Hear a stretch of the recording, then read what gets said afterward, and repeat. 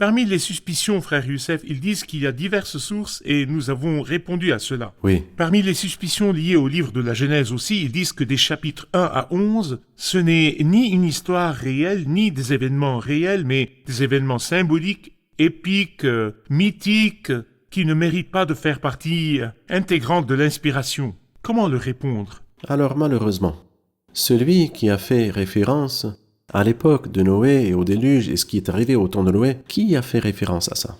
S'ils avaient été mentionnés une seule fois dans la Bible, nous aurions dit une épopée ou un mythe. Mais quand la Bible les mentionne, il y a 7 auteurs de l'inspiration qui ont parlé du déluge. 7. Le Christ lui-même a parlé de cette époque-là. Comment une personne, quelle qu'elle soit, peut-elle prétendre en savoir plus que le Christ? Oh! Déclarez que vous êtes infidèle et finissons-en. Si vous déclarez que vous ne croyez ni en la Bible ni en Dieu, c'est fini. Mais non, moi je crois en Dieu et je crois en Christ, mais j'en sais plus que lui.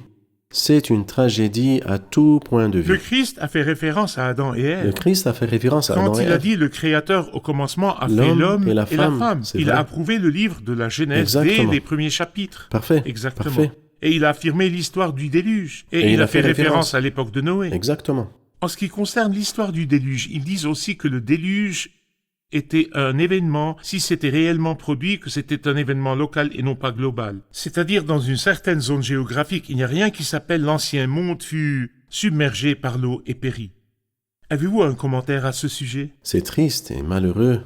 Encore qu'ils en sachent plus que Dieu, ou c'est ce qu'ils prétendent. Si vous lisez l'histoire, elle dit l'eau monta au-dessus des montagnes, si bien qu'elles furent recouvertes de 7 mètres et demi. Ceci est dans la Genèse. Bon, si c'était une inondation locale, à quoi sert alors cette histoire, l'histoire de l'arche pour commencer? Dieu aurait très bien pu mettre quelques animaux dans des endroits où il sait qu'il n'y a pas de déluge. Les espèces seraient préservées. Pourquoi Dieu a-t-il insisté à amener les animaux dans l'arche pour préserver la race et l'espèce? C'est vrai.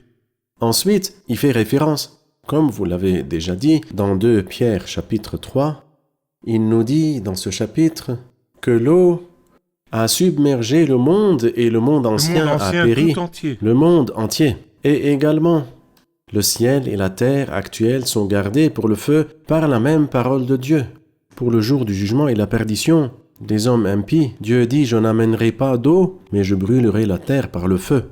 Et c'est ce que l'apôtre Pierre a dit dans sa 2e épître, chapitre 3.